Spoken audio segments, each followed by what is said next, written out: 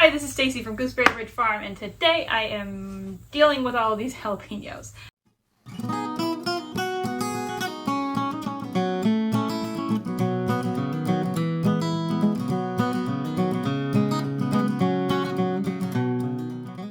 We bought these jalapenos at a local produce auction, and now, of course, in the week since we bought them, our jalapeno plants are covered, but it is September, almost mid-September, September 7th.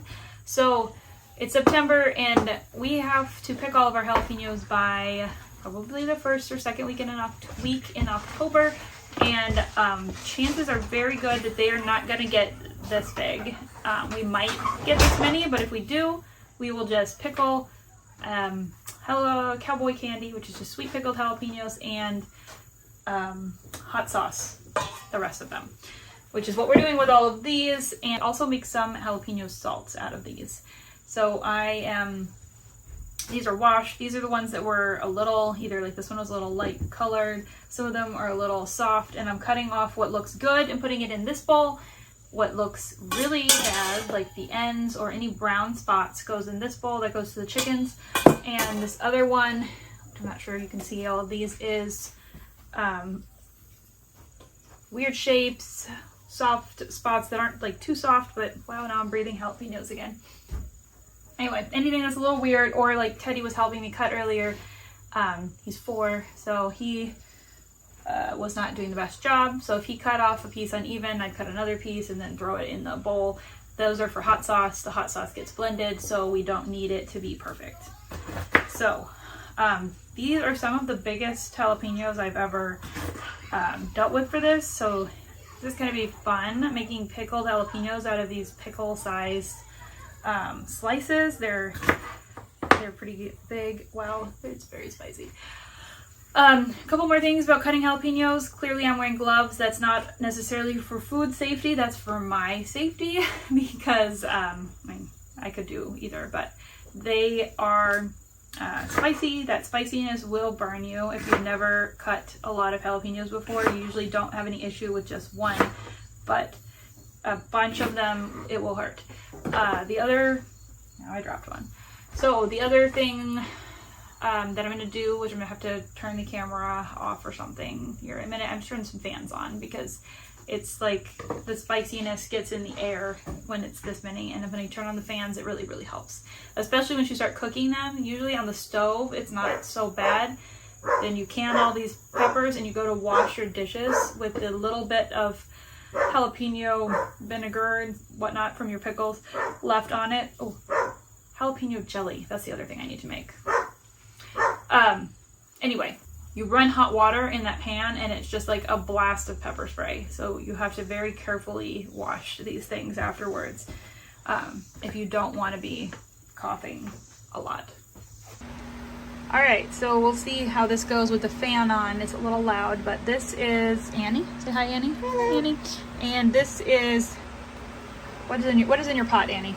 This is vinegar, water, and some salt. Okay, so I will put the amounts in the recipe on the screen. We are doing a 4-pound batch of pickled jalapenos. All right, I had to come into the pantry. I'm getting jars. Ooh, we've got to do some tomatoes too, and we've got a bunch of canned things on the floor because our shelves are full, except for where these empty jars are up in the corner. I've got to get those down. This whole pile over here is mostly empty jars. And empty jars in boxes and empty jars in crates. So I'm going to grab those. We need to heat the jars, pack them with cold or room temperature raw jalapeno slices, and then we need to put them, put the hot brine that Annie is making on the stove into the jars. Okay, so here's our chopped jalapenos. Here's our warm jars. I am cold or raw packing this recipe, so that means these jalapenos go straight into these jars. They need to be pretty packed down or you're going to have a lot of like they shrink when they cook, so make sure you really get them full or you'll have a lot of extra space in the jars with just liquid. and you'll use up more brine and your recipe won't work. All right, so we're gonna fill these pints. Oh my gosh, it's on the chair right there. There we go. Yeah, because I have so little counter space that I set my jalapeno bowl on a chair. Okay. Once again, I am going to run out of brine. I feel like this happens every time I make these, and I always forget.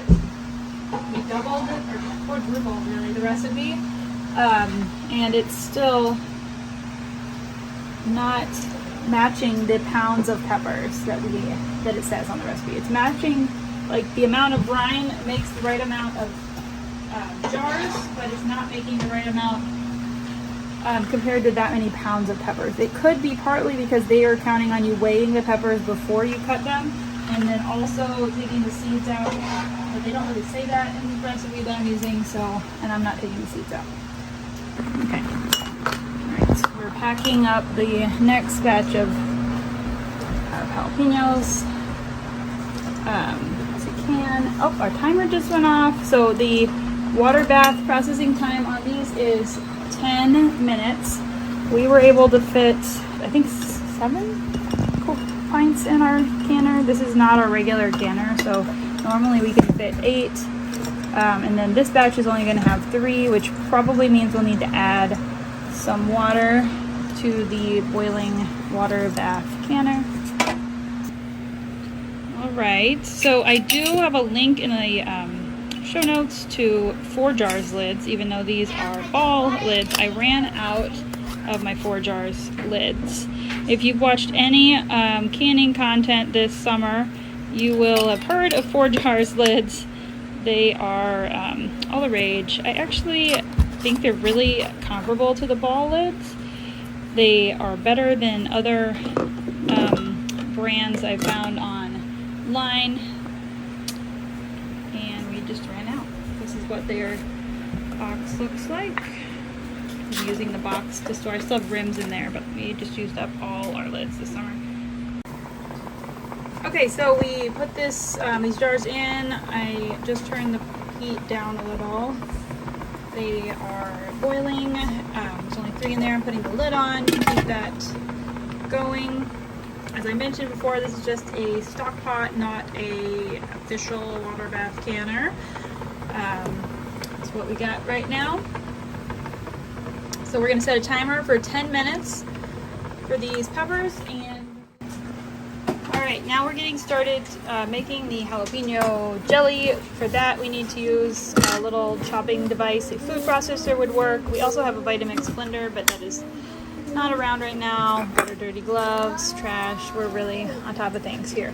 But I'm going to take my scrap peppers and put them in here, and also a few extras that didn't work for the Mommy, pickled jalapenos. Can you move it? Can you move it? Can I not move it? Can you? Can you? He wants me to move my bowl of jalapenos off of this chair. All right. So we got our counter space completely taken up by jalapenos, but this thing, this little ancient chopping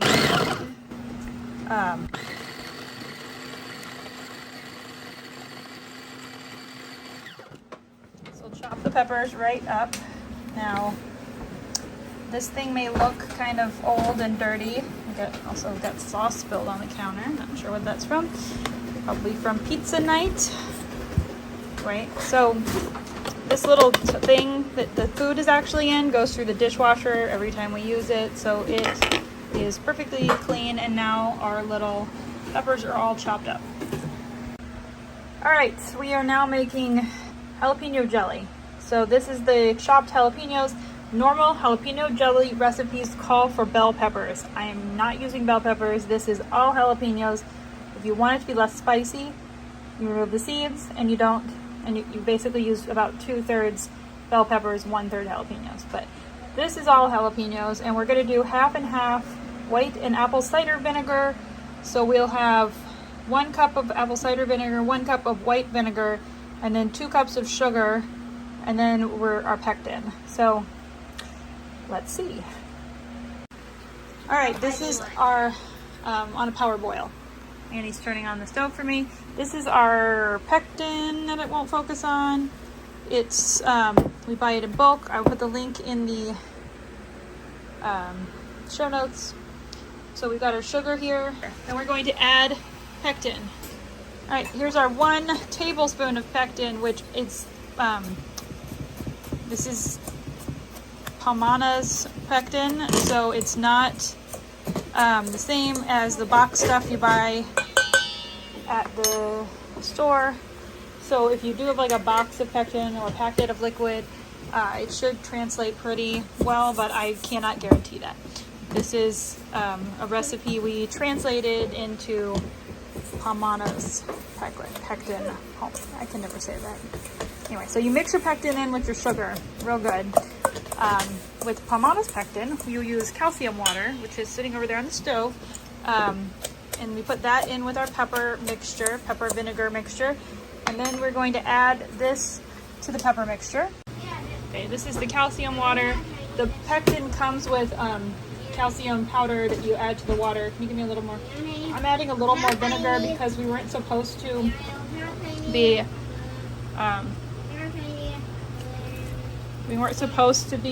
cooking this down. We were supposed to be, okay, we can hardly breathe in here because of the jalapenos. No, it was supposed to have a lid on it, and we didn't have a lid on it, and I made a little bit of that evaporate, but it's okay. No big deal about a little more vinegar. Gonna put our sugar in and bring it back up to a boil.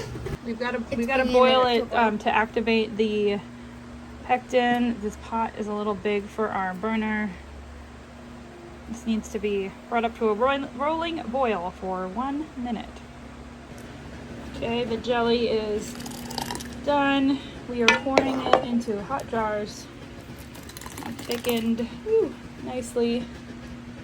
This is somewhat difficult to do with one hand. That one is way too full. I'll have to fix that in a second. Andy, can you grab me a measuring spoon? Small one.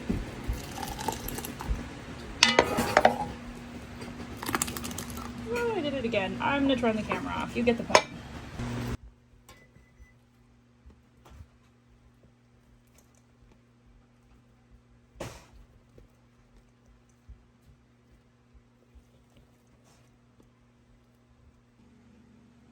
Shows how much we pack in the peppers, and then they still, after they process, kind of float. They'll come down over time, and because right now they're all the way up to the top of the jar. They'll come down and look okay, but you don't want to mess with them until it's been 24 hours after, to make sure you don't mess up the seal. So there's the liquid. We're going to be pouring that into the jars. We leave about half inch-ish headspace on the liquid. The peppers are kind of above that, but like I said, they compact after processing. So you want to make sure you've got enough. And we'll be wiping the rims to get all this sticky stuff off, and then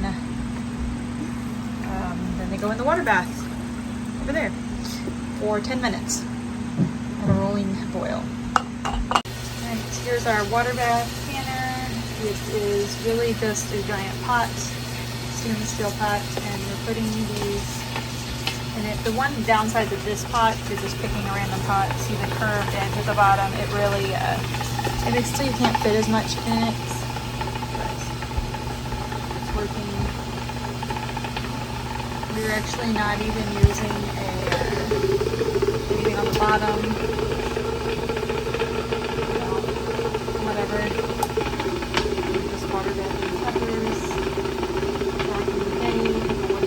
Water bath these, they would have just sterilized the jars, put the hot liquid in, and let it seal. We are water bathing them for 10 minutes. That will help all that. Alright, so we ran into an issue with our cowboy candy, so I'm going to show you that, and hopefully we're going to fix it. We had some issues with the temperatures in the canner or something. It caused siphoning. Siphoning is where the liquid that's in the jar comes out, which is, it's not okay, that's water on top. They've been cooling for a little while, but they're still pretty warm, but that's, there's only that much liquid. so we're going to pop these lids off, dump all this back into our brine that we were working with, and try again. Okay, so we put all the jalapenos that were in those jars back into this pot. We are stirring, we are heating. Got it on a like medium-high heat. We're gonna wait for it to simmer, and then we will try again. I've also got a water bath canner. I switched to my regular canner, even though the other one was working fine. It just didn't work that time. But we needed to clean out the water, so we switched back to our regular canner, and we are letting that heat up. Because once the liquid all siphoned out, we didn't have water in the canner anymore. We had vinegar water. And these will be a little more cooked, but that's like not really a big deal for cowboy candy. They're kind of soggy, mushy things anyway. Sounds really appetizing, doesn't it? Okay, so we already got them out, but this is the cowboy candy that's siphoned right here, this section. We just took it all out and recanned it, and it looks fine. It looks just pretty much like the others now. The main difference is actually that these jars are more full, because we ended up putting 7 half pints back into 6 jars because it had already cooked, so they shrunk. And so anyway, it's a little more pepper to liquid ratio, but it worked. All right, over here we are making the last batch of cowboy candy. It's gonna splash. Oh my gosh, this is scary because that brine has already been partially used for another batch, so it's got some pepper spiciness in it. All right, so we're using this batch, and then so that was the rest of that brine. That should use that brine up because we kind of put more peppers in it. And then over here, I have more peppers. Then these are our colorful peppers. I'm gonna make a few jars of colorful cowboy candy for us. And I have a little more to chop over here. I'm in the process of chopping to make more jalapeno jelly out of that.